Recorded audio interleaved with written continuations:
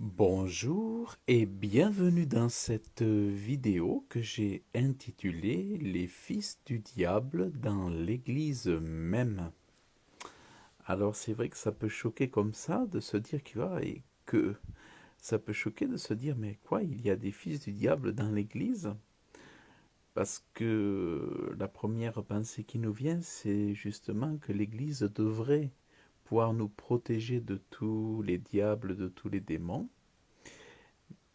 Et pourtant, ce n'est pas le cas parce que souvent aussi dans les églises, euh, sont attirés, viennent s'infiltrer ce qu'on appelle des fils du diable.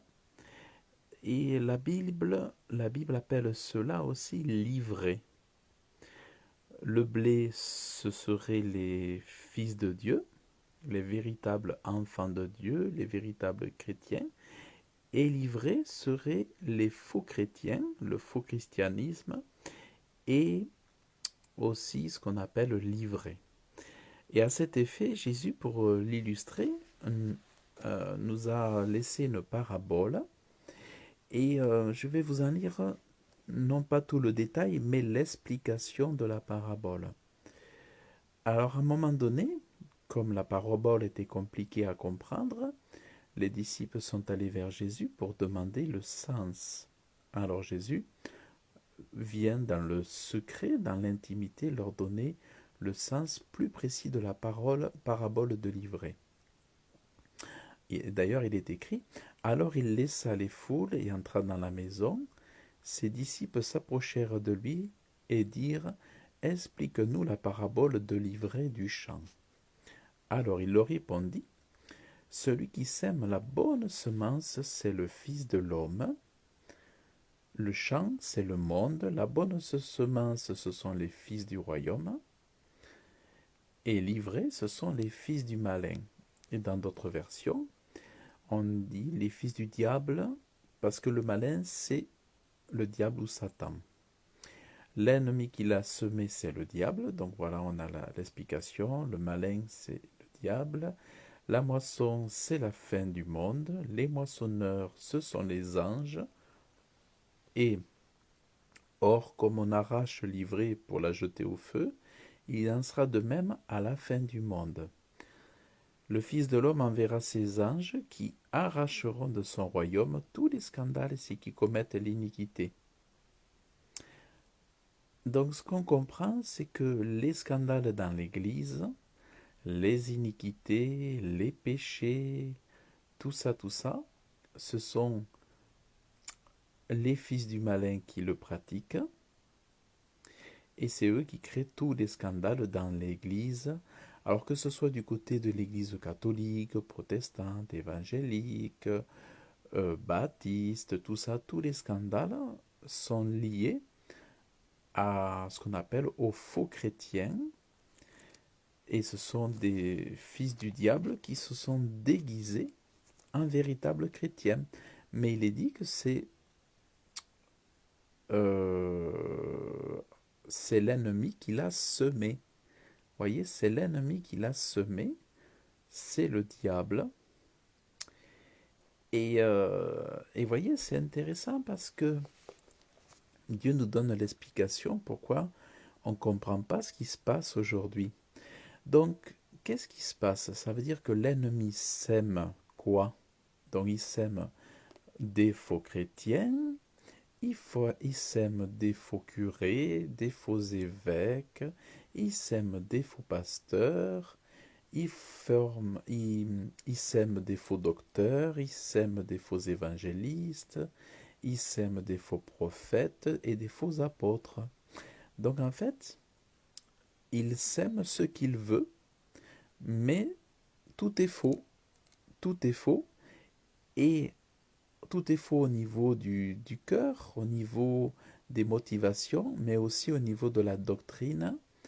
C'est comme ça qu'on voit aussi des Jézabel s'installer, des femmes pasteurs qui vont enseigner dans les églises. En fait, on voit plein de doctrines contraires aux évangiles, aux épîtres des apôtres, qui s'installent dans les églises parce que ceux qui ouvrent leur bouche sont des fils du malin. Vous voyez? Donc après, on comprend tout ça. On comprend d'où ça vient. Et c'est vrai qu'on a beaucoup de témoignages aujourd'hui de personnes repenties qui appartenaient aux forces du mal autrefois, qui étaient dans la magie, la sorcellerie, qui étaient dans des sectes, tout ça, qui expliquent bien comment, dans les milieux de l'occultisme, ils travaillent contre les églises de Jésus-Christ et comment ils travaillent à l'infiltration, à la corruption des pasteurs, à la corruption pour détourner les enfants de Dieu de la sainteté, tout ça, comment ils travaillent pour pervertir tout ce qu'ils touchent. Et le but, c'est vraiment de perdre, de détruire, de déchirer les âmes et d'amener les gens vers le mensonge. Enfin, voilà. Donc, c'est intéressant parce que du coup, on comprend mieux qu'est-ce qui se passe. Et je dirais que normalement, aussi, le véritable enfant de Dieu a le discernement, la sagesse pour faire la part des choses entre le bien et le mal. C'est un des... Normalement, celui qui a l'esprit de Jésus fait preuve de clairvoyance, un peu comme, vous savez, on parle des voyants, on parle des médiums, mais Dieu donne aussi de la clairvoyance, de la voyance à ceux qui ont l'esprit de Jésus-Christ, l'esprit des prophètes, parce que nous sommes scellés de l'esprit de Dieu pour discerner le mensonge. Le Saint-Esprit nous conseille, vous voyez, mais beaucoup aujourd'hui vont à l'abattoir, à la boucherie, parce qu'il leur manque cet esprit-là, et que l'esprit qu'ils écoutent, c'est l'esprit de la télé, c'est l'esprit du journal, c'est l'esprit de la radio, mais beaucoup de chrétiens aujourd'hui, cela nous surprend, mais n'écoutent pas l'esprit de vérité et ils écoutent d'autres esprits.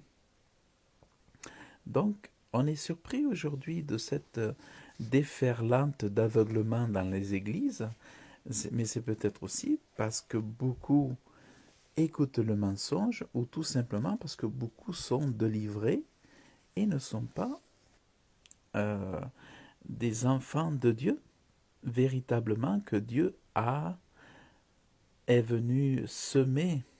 Vous voyez, on va regarder à nouveau. Celui qui sème la bonne semence, c'est le Fils de l'homme. Vous voyez, donc beaucoup n'ont pas été semés par le Fils de l'homme dans l'Église. Le champ, c'est le monde, la bonne semence, ce sont les fils du royaume. Donc, dans l'Église, les chrétiens véritables, ce sont les fils du royaume. Et c'est eux qui vont hériter de la vie éternelle. Quant aux autres, ils vont hériter des peines éternelles. Parce que c'est l'ennemi qui les a semés, ou alors parce que l'ennemi aura corrompu aussi beaucoup de ceux qui avaient été appelés se seront corrompus à cause de l'ivraie. L'ivraie aura sémé la confusion, le doute, la peur dans le cœur de ceux qui étaient appelés pour être des fils du royaume, qui se seront détournés, corrompus. Et alors, le sort de l'ivraie, évidemment, comme on arrache l'ivraie pour la jeter au feu, il en sera de même à la fin du monde. Vous voyez, l'ivraie donc sera détruite. Le Fils de l'homme enverra ses anges qui arracheront de son royaume tous les scandales et ceux qui commettent l'iniquité, et ils se jetteront dans la fournaise de feu, et ils les jetteront dans la fournaise de feu, où il y aura des pleurs et des grincements dedans. Donc là, c'est la géhenne de feu. Et donc ça, c'est le sort, la destination finale des fils du diable, alors que les fils de Dieu, alors regardez bien, les fils de Dieu, les véritables chrétiens, sont appelés les justes ou les saints. dont les justes resplendiront comme le soleil dans le royaume de leur Père. Alléluia. Que celui qui a des oreilles qui entende. Donc, vous voyez, c'est ça vraiment que nous devons comprendre. C'est pour ça que même dans les églises, lorsque vous êtes dans une église, ne vous fiez pas à tous les esprits. Mais soyez prudents, soyez sobres, ne vous confiez pas en tout le monde. Demandez vraiment à Dieu aussi de vous garder, de vous protéger. Ne soupçonnez pas pour autant tout le monde. Soyez simples comme des petits enfants, soyez bien aimants, mais faites en sorte que Dieu vous dirige vers les bonnes personnes pour que ce soit vraiment, je dirais, que Dieu vous connecte vraiment, vous donne les bonnes connexions avec les bonnes personnes avec lesquelles vous pouvez partager, prier, communier, euh, vous confier, raconter aussi vos sujets de prière.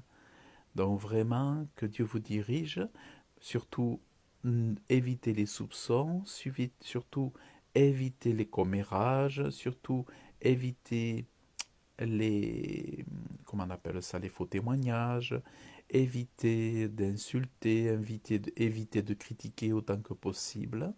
Si vous avez quelque chose qui ne va pas, confiez-vous en Dieu, mais tout comme Jésus savait qu'il y avait un Judas, un diable, au sein de ses disciples, mais vous aussi dites-vous de même, il y a certainement des Judas, mais pour autant, Jésus n'a jamais méprisé Judas.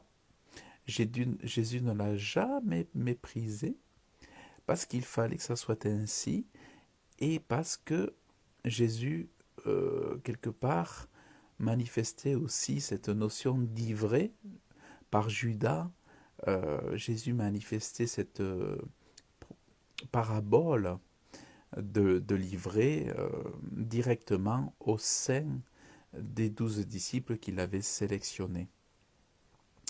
Et en même temps, ces Judas, ces diables, ces fils du diable servent aussi à l'accomplissement de certaines prophéties et ils sont utilisés par Dieu pour accomplir parfois le sale travail.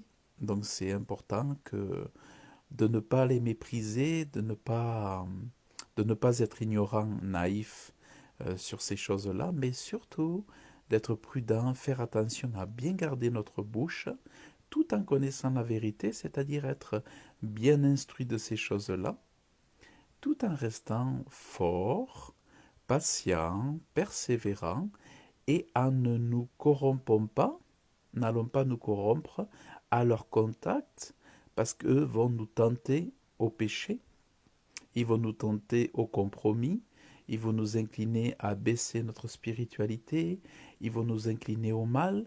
Donc attention aussi au contact avec les Judas, à ce que vous ne deveniez pas des voleurs, des pécheurs, des menteurs, des blasphémateurs ou des moqueurs ou autre chose. Attention aussi lorsque vous vous frottez à l'ivraie, à ne pas devenir ivré, mais je prophétise au nom de Jésus-Christ que vous resterez un élu de Dieu, un fils de Dieu, et que vous brillerez dans la gloire de Dieu pour l'éternité. Donc j'ai confiance pour votre vie au nom de Jésus-Christ. Voilà donc pour ce que je voulais vous partager aujourd'hui. Donc au niveau des fils du diable dans l'Église, ne soyez pas étonnés. Jésus l'a prophétisé et c'est une réalité. Donc voici pour ces quelques explications. Donc écoutez, je vous remercie d'avoir suivi. Frère Alfonso, que Dieu te bénisse. Bonjour mon frère Sébastien, que Dieu te bénisse. Merci à vous pour être présent.